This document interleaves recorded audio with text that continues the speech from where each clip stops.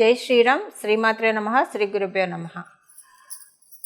2024 సంవత్సరం జూన్ నెల 23వ తారీఖు నుంచి జూన్ 30వ తారీఖు వరకు కూడా ఈ వారం యొక్క గోచార గ్రహస్థితిలో ఆ ప్రభావం ద్వాదశ రాశుల మీద ఏ విధంగా ఉంటుంది, అసలు గోచార గ్రహస్థితులు ఏ రకంగా ఉన్నాయి. మొదటగా ఈ గోచార గ్రహస్థితుల్లో భాగంగా స్వస్థానగతుడై ఉన్నాడు ప్లానెట్ మంగళ్ మేషరాశి అధిపతి అవుతూ ఆయన స్వస్థానగతుడై ఉన్నాడు. అలాగే ద్వితీయ రాశి అయిన వృషభ రాశిలో గురుదేవుని సంచారం జరుగుతూ ఉంది. కాలపురుషుడిని కుండలిలో 3వ రాశి అయిన మిథున రాశిలో సూర్యనారాయణమూర్తి సంచారం బుధదేవుని సంచారం, శుక్రాచార్యుల వారి సంచారం జరుగుతూ ఉంది.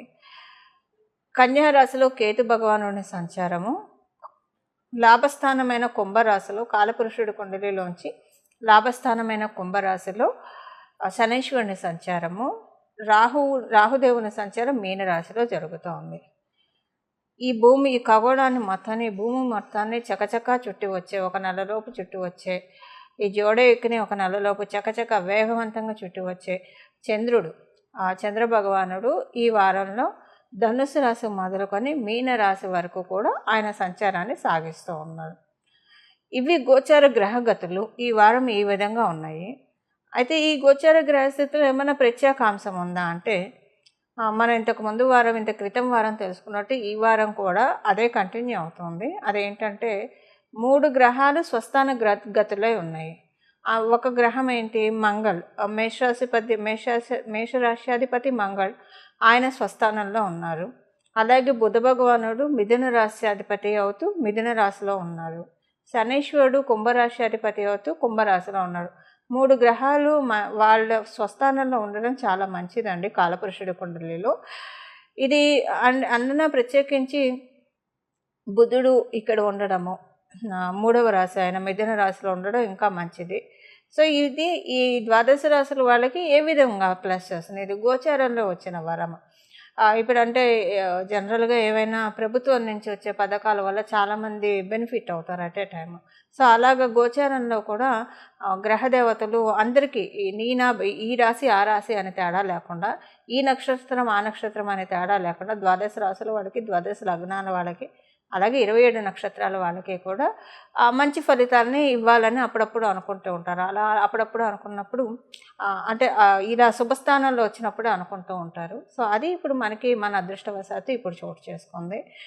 ఈ పరిస్థితుల రీత్యా అంటే ఏ రాశుల వాళ్ళకి ఏ శుభ ఫలితాలు వస్తున్నాయో కూడా మనం చూద్దాము. విడివిడిగా ఒక్కొక్క రాశుల వాళ్ళకి ఈ గ్రహ సంచారము ఎలాంటి ఫలితాలను ఇవ్వబోతుంది, ఇవన్నీ మనం తెలుసుకుందాము. అయితే ఇప్పుడు ఈ ప్రత్యేకించి స్వస్థానగతిలో మధ్యలో మనకి గ్రహాలు ఉంటూనే ఉంటాయి. అంటే సంవత్సరానికి ఒకసారి బుధుడు మిథున రాశిలోకి వెళ్తాడు, కన్యా రాశిలోకి వెళ్తాడు, సూర్యనారాయణమూర్తి సింహరాశిలోకి వెళ్తాడు, శుక్రాచార్యులు తుల వృషభ రాశిలోకి వెళ్తాడు, అలాగే మేషరాశి అధిపతి అయిన మంగళ్ వృషభ రాశి అధిపతి అయిన మంగళ్ మేష వృశ్చిక రాశి అధిపతి అయిన మంగళ్ మేషరాశి వృశ్చిక రాశిలో సంచారం చేస్తూ ఉంటారు. సో వీళ్ళ సంచారము నార్మల్గా ఉంటూనే ఉంటుంది, వాళ్ళ స్వస్థాన గతులు అవుతూనే ఉంటారు. కానీ శనీశ్వరుడు అలా స్వస్థాన గతుడు కాడు కదా. గురు భగవానుడు, శనీశ్వరుడు, రాహుకేతువులు వీళ్ళు 30 సంవత్సరాలకి 2 సార్లే స్వస్థానగతులు అవుతారు. ధనుసు రాశిలోకి వచ్చినప్పుడు, మీనరాశిలోకి వచ్చినప్పుడు ఆయన స్వస్థానగతుడు అవుతాడు. మకర కుంభరాశిలో వచ్చినప్పుడు శనీశ్వరుడు ఈయన స్వస్థానగతుడు అవుతాడు.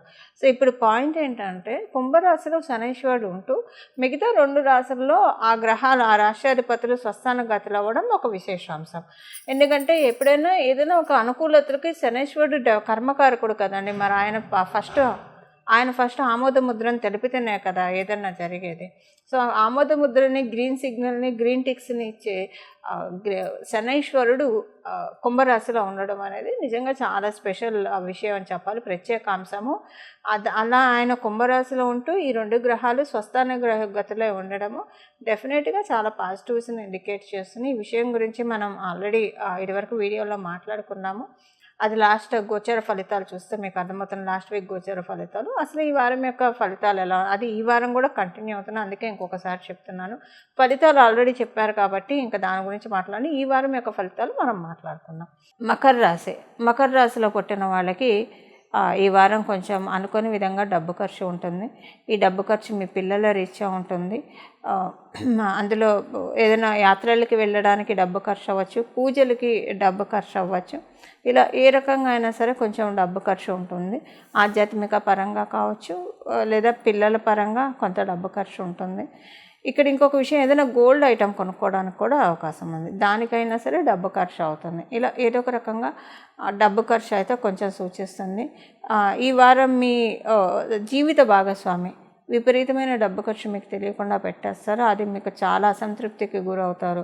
ఆ విషయంలో మీ ఇద్దరి మధ్య కొంచెం, అంటే మీకు తెలియకుండా ఖర్చు పెట్టినా, మీకు తెలిసి ఖర్చు పెట్టినా, డబ్బు ఖర్చు విషయంలో కొంచెం వాదోపవాదాలు మీ ఇద్దరి మధ్య తలెత్తుతాయి. అక్కడ కొంచెం కమ్యూనికేషన్ పరంగా మిస్కమ్యూనికేషన్స్ అవుతాయి మీకు.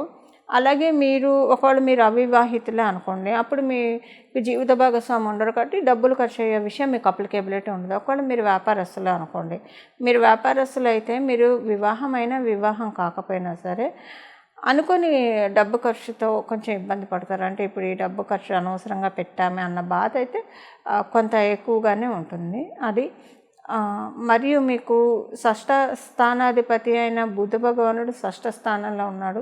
నవమ షష్ఠాధిపతి అయిన బుధ భగవానుడు షష్ఠ స్థానంలో ఉండడం వల్ల కొంచెం మీ మీద లేనిపోని మీ గురించి ఎక్కువ మీ గురించి చాలామంది చర్చించుకుంటారు. ఉన్నవి లేనివి గాసిప్స్, రూమర్స్ స్ప్రెడ్ అవుతాయి. అది ఈ వారం వరకే. కానీ ఇది ఒక రకంగా చూస్తే ప్లస్సే. ఎలా ప్లస్ అంటే దీనివల్ల మీకు కొన్ని అనుకూలతలు కూడా రాబోయే రోజుల్లో ఉన్నాయి కాబట్టి కొంత చూసుకుంటే మనం ప్లస్సే. ఇలా మీ గురించి అవాకులు చవాకులు మాట్లాడుకోవడం, ఉన్నవి లేనివి మాట్లాడుకోవడం, ఇలాంటి వాటి వల్ల కొంచెం మీరు లోపల మదన పడతారు. కానీ షష్ఠ స్థానాధిపతి షష్ఠ స్థానంలో ఉంటూ ఒక విపరీత రాజయోగాన్ని మీకు క్రియేట్ చేస్తున్నాడు. ఈ షష్ఠ స్థానాధిపతి విపరీత రాజయోగాన్ని క్రియేట్ చేయడం అంటే కొంచెం ఏదైనా కాంట్రవర్సీ కైండ్ ఆఫ్ థింగ్ ఇచ్చి కానీ క్రియేట్ చేయడు కాబట్టి అలా కొంచెం కాంట్రవర్సీస్లోకి వెళ్ళే అవకాశం ఉంది. అది మీకు తెలిసిన జనాల మధ్య కావచ్చు, లేదా ఎక్కడైనా సరే ఇలాంటివి ఉంటాయి.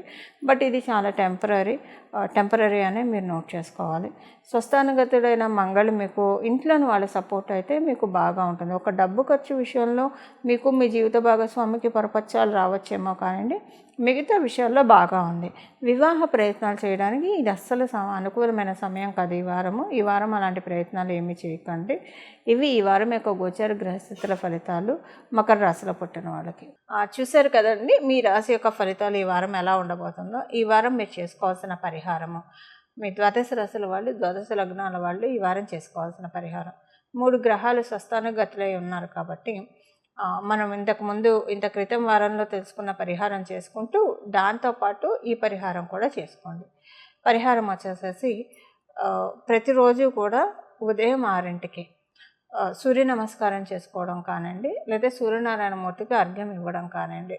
ఇది చేయగలిగితే, అంటే మీరు వృత్తిపరంగా రాత్రిపూట బాగా లేట్ పడుకునే వాళ్ళకి పొద్దున్న 6ంటికి రావడం కుదరదు. అలా అనుకునే వాళ్ళకి మీరు ఎప్పుడు లేస్తే అప్పుడు చేయండి. కనీసం పొద్దున్నే ఉదయాన్నే 10 లోపల సూర్యనారాయణ మూర్తికి అర్ఘ్య ప్రదానం చేయండి. దాంతోపాటు లక్ష్మీ కటాక్షం కోసము కనకదార స్తోత్రాన్ని త్రిసంధ్యల్లో జపించడం కానీ, లేదా ఏకసంధ్యలో 3 మార్లు జపించడం కానీ చేయండి. అంటే ఉదయం, మధ్యాహ్నం, సాయంత్రం కనకదార స్తోత్రాన్ని చదవడం కానీ వినడం కానీ చేయండి. 3 మార్లు మీకు చదవడానికి వినడానికి సమయం అనుకూలంగా లేకపోతే, అంటే మీరు ఉద్యోగంలో ఉన్నా, వ్యాపారంలో ఉన్నా, అప్పుడు మధ్యాహ్నం పూట వినడానికి అవ్వకపోవచ్చు. అప్పుడు పొద్దున పూట అయితే మీరు 3 సార్లు స్నానం చేశాక చదవడం కానీ వినడం, మీ పూజా మందిరంలో చేస్తారా లేదా ఎక్కడైనా సుఖాసీనులై చేస్తారా, అది మీ చాయిస్. ఇది చేయడం వల్ల చక్కటి లక్ష్మీ కటాక్షం ద్వాదశ రాశుల వాళ్ళకి వస్తుంది. ఎందుకంటే కుంభరాశిలో శనీశ్వరుడు సంచారం చేస్తున్నప్పుడు ఇంకొక 2 గ్రహాలు స్వస్థానగతులై ఉన్నారు కాబట్టి చక్కటి ఐశ్వర్య ప్రాప్తికి, అంటే మన యోగ్యతను అనుసరించి, మన జన్మకుండలిలో ఉన్న యోగాలు యాక్టివేట్ చేసుకోవడానికి, మన జన్మకుండలిని అనుసరించి, మన యోగ్యతను అనుసరించి డబ్బులు రూట్ అవ్వడానికి చక్కటి అవకాశం ఉంటుంది. గోచార రీత్యా వచ్చింది కాబట్టి ఒకవేళ జన్మకుండలిలో లేకపోయినా సరే ఈ పరిహారాలు చేసుకోవడం వల్ల ధనప్రాప్తి కలగడానికి చక్కటి అవకాశం ఉంటుంది. మంగళం. నమో భగవతే వాసుదేవాయ.